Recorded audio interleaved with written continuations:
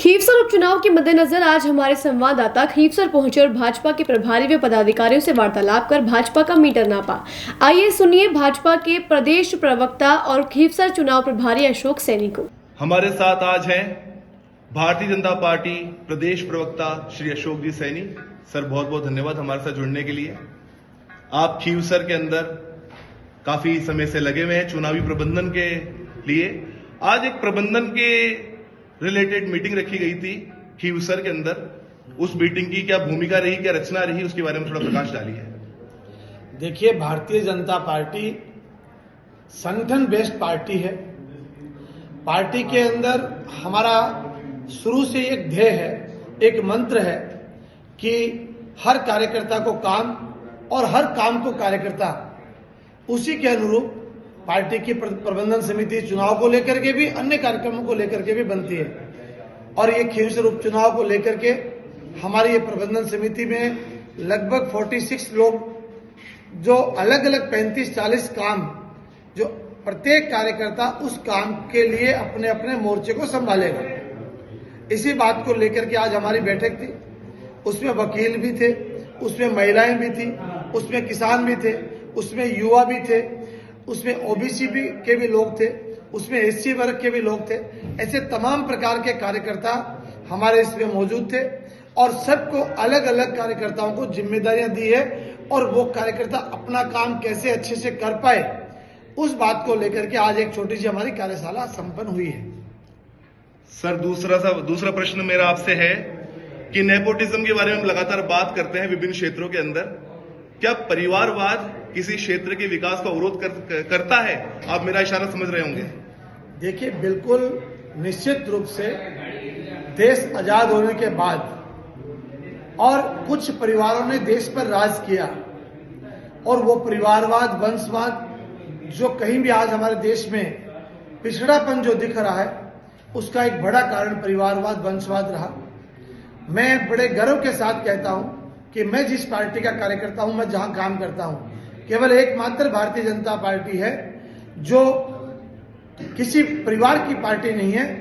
लोकतंत्र पे आधारित एक संविधान के साथ चलने वाली पार्टी है और यहां एक सामान्य सा कार्यकर्ता प्रधानमंत्री बन सकता है।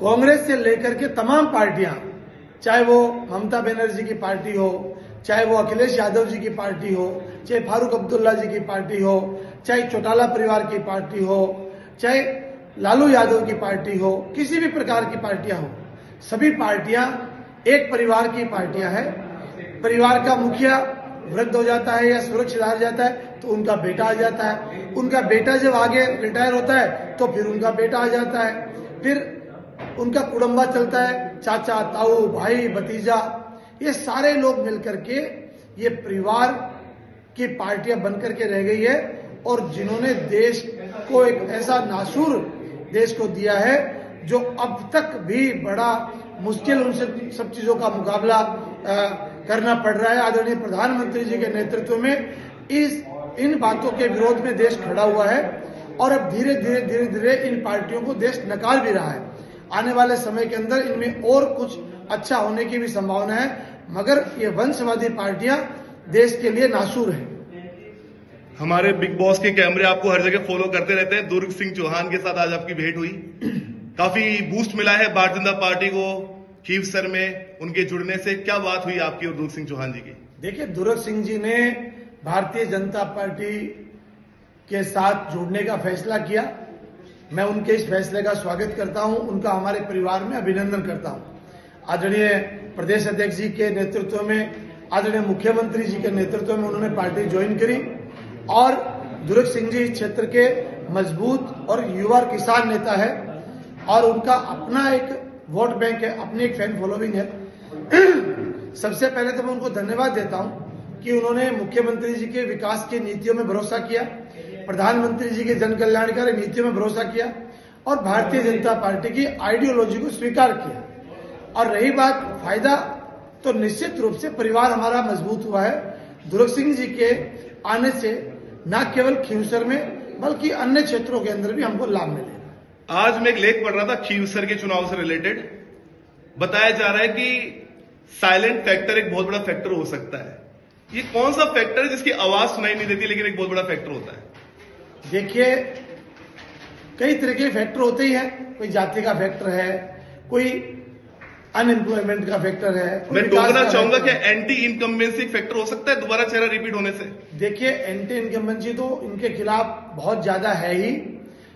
अभी जो मेरा पहला प्रश्न जो आपका था, परिवारवाद, वंशवाद, उनका ही यहाँ खींवसर के अंदर भी वंशवाद का ही एक रूप है। पहले खुद आए, फिर भाई आ गया, अब भाई के बाद पत्नी आ गई। तो इस प्रकार से इन चीजों के प्रति अब समाज कटने लगा है।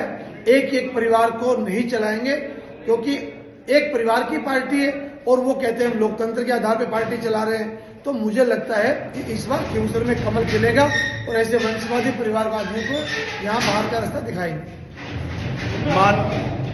माननीय सांसद बेनीवाल जी के आज एक कमेंट आया है, उन्होंने कहा है कि डोटासरा जी की वजह से गठबंधन नहीं हो पाया। ये कैसा गठबंधन है?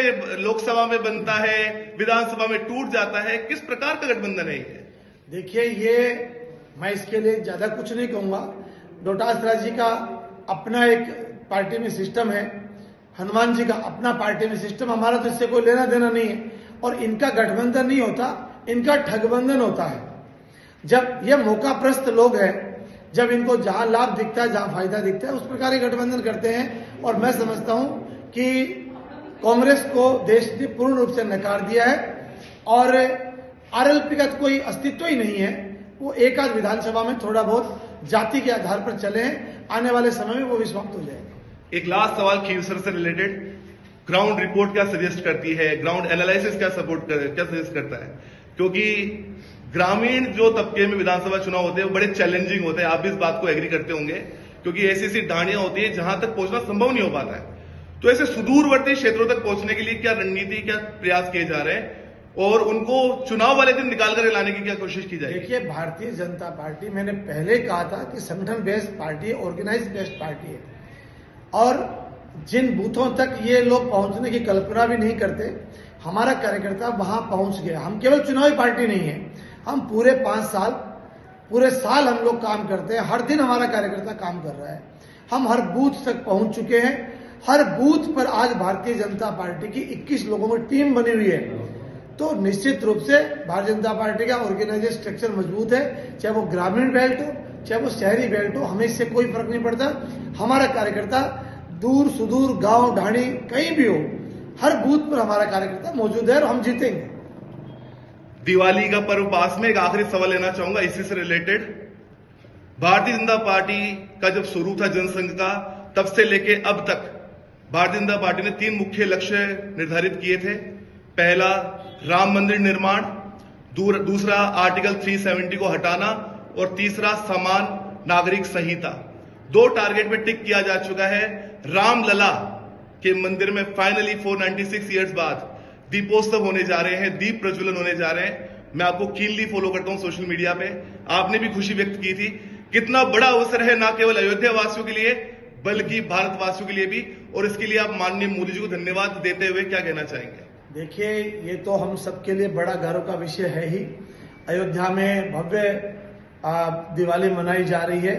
प्रभु रामलला वहां 500 वर्षों के वनवास के बाद वहां स्थापित हुए हैं। और मैं ये कहूंगा, केवल भारतवासियों के लिए नहीं, पूरे वर्ल्ड में जहां जहां सनातनी है, जहां जहां भारतीय है, उन सब के लिए गर्व का विषय है। और हम सब लोग इस दिवाली को और बड़े धूमधाम से, उत्साह के साथ मनाएंगे। दूसरी बात आपने जो कही कि 370 का भी हमने जो हमारा एजेंडा था उसको पूरा किया, राम मंदिर हमारा एजेंडा था। भारतीय जनता पार्टी की कथनी और करनी हमेशा एक रहती है। हमने 21 अक्टूबर 1951 को भारतीय जनसंघ की जब स्थापना हुई, तब जिन मुद्दों को लेकर के हम चले, उन्हीं मुद्दों को लेकर के आज भी हम लोग चल रहे हैं। तो समान नागरिक संहिता पे भी काम प्रारंभ हो गया है। इसके अलावा और भी बहुत सारे मुद्दे थे, जैसे CAA था, उसको भी हमने लागू किया है। 3 तलाक हमारा मुद्दा था, उसको भी हमने खत्म करने का काम किया है। तो भारतीय जनता पार्टी जो कहती है वो करके रहती है। मीर बाकी ने 1528 में ढहाया, 2024 में मोदी जी की वजह से अयोध्या में दीपोत्सव होंगे। और आपकी इस वीडियो को मैं कोठारी बंधु के परिवार तक भी पहुंचाऊंगा और अन्य कार सेवकों के परिवार तक भी पहुंचाऊंगा। और अशोक जी सैनी, उन लोगों के बारे में क्या कहना चाहेंगे जिन्होंने राम के अस्तित्व पर प्रश्न चिन्ह खड़ा किया, राम सेतु के अस्तित्व पर प्रश्न चिन्ह खड़ा किया और राम मंदिर निर्माण के खिलाफ वकीलों की एक फौज खड़ी कर दी थी। देखिए, उनका तो वैसे कोई अस्तित्व अब रहा ही नहीं देश के अंदर। वो गिने चुने प्रदेशों में अंतिम सांसें ले रहे हैं। लगभग जगह राम भक्तों की सरकारें बन गई है। लगभग 8-9 वर्षों से यूपी में सरकार है, 22-23 वर्षों से मध्य प्रदेश में बीजेपी की सरकार चल रही है, हरियाणा में तीसरा टर्म हमारा प्रारंभ हो गया है और लगभग 30-35 वर्षों से गुजरात में भारतीय जनता पार्टी की सरकार है और बड़े कई प्रदेशों में जो राम के ऊपर प्रश्न चिन्ह खड़े कर रहे हैं, उन लोगों का स्वतः ही राम नाम सत्य हो गया है। तो मैं समझता हूं कि जैसा जो कर्म करेगा वैसा उसको फल भगवान देता है और भगवान राम थे, है और रहेंगे। और क्योंकि राम कोई एक कथा या कहानी नहीं है, राम एक हमारा श्रद्धा का, हमारा एक मैं कहूंगा एक आम सनातनी के दिल में बसा हुआ एक भाव है, उनका संस्कार है। तो वो इस चीज को कभी मिटा ही नहीं सकते और इन चीज को जो मिटाने का प्रयास करेंगे वो स्वतः ही मिटेंगे। एक लाइटर नोट पे सवाल है कि 3 महीने से आप खीवसर में हैं, यहाँ की जलेबी बड़ी फेमस है, आपके लिए जलेबी फैक्ट्री से आई थी या दुकान से आई थी? वो तो राहुल गांधी जी की फैक्ट्री में बन सकती है, बाकी तो हमारे यहाँ सामान्य लोग जो छोटे छोटे दुकानदार है वो जलेबियां बनाते हैं। मैंने भी यहाँ खीवसर में जलेबी बनाई है, खूब खाई है और खाएंगे। वो फैक्ट्री तो राहुल गांधी लगाएंगे। धन्यवाद, नमस्कार। वहीं नागौर संगठन प्रभारी पुखराज पहाड़िया ने हमसे आगामी खीवसर उपचुनाव को लेकर अपनी रणनीति साझा की। नमस्कार, और हम हैं खीवसर के अंदर। राजस्थान विधानसभा उपचुनाव होने जा रहे हैं खीवसर के अंदर 13 नवंबर 2024 को, और संगठन की क्या स्थिति है इसके बारे में बात करने के लिए आज हमारे साथ नागौर संगठन मंत्री भारतीय जनता पार्टी राजस्थान श्री पुखराज जी पहाड़िया मौजूद हैं। सर, मैं आपका हार्दिक स्वागत करता हूं। कैसे हैं आप? धन्यवाद, बढ़िया, एकदम फर्स्ट क्लास हूं। सर, हम खीवसर विधानसभा उपचुनाव की ओर अप्रोच कर रहे हैं। अगर हम अभी की बात करें तो संगठन की स्थिति क्या है खीवसर के अंदर? खीवसर विधानसभा क्षेत्र में हमने इसको 7 मंडलों में विभाजित किया है। 7 मंडलों पर 266 बूथ हैं और शक्ति केंद्र की दृष्टि से हमने 36 शक्ति केंद्र इसके बनाए हैं। आज 36 शक्ति केंद्र पर मन की बात का जो कार्यक्रम है, भारतीय जनता पार्टी का एक अनूठा कार्यक्रम, मोदी जी का एक अनूठा कार्यक्रम, वो आज 36 ही शक्ति केंद्रों पर आयोजित किया गया और वहां कोई न कोई सीनियर नेता कार्यकर्ता आज उस कार्यक्रम में शामिल हुआ। हमारे 266 जो बूथ हैं उन सब पर बूथों की संरचना हो गई है, बूथ अध्यक्ष बन चुके हैं। हमने पन्ना प्रमुख तक की नियुक्तियां भी वहां पर कर दी। इसलिए संगठन की दृष्टि से हम बहुत मजबूत स्थिति में हैं, इसमें कोई चिंता की बात नहीं। आपने बात की पक्ष की, आइए थोड़ी बात करते हैं विपक्ष के बारे में। आपका एनालिसिस क्या कहता है? विपक्ष की स्थिति इस बार किस प्रकार से है? देखिए, आरएलपी या हनुमान जी बेनीवाल ये आज तक सीधा चुनाव कभी जीत नहीं पाए। ये इन्होंने जब जब भी चुनाव लड़ा है गठबंधन से चुनाव लड़ा है। इनका ये हमेशा किसी न किसी पार्टी से गठबंधन करते हैं तब ये चुनाव जीतते हैं। इस बार इनका गठबंधन किसी से नहीं हुआ। कांग्रेस अपनी जगह खड़ी है, भाजपा अपनी जगह खड़ी है और कांग्रेस अपनी जगह खड़ी है और आरएलपी अपनी जगह खड़ी है।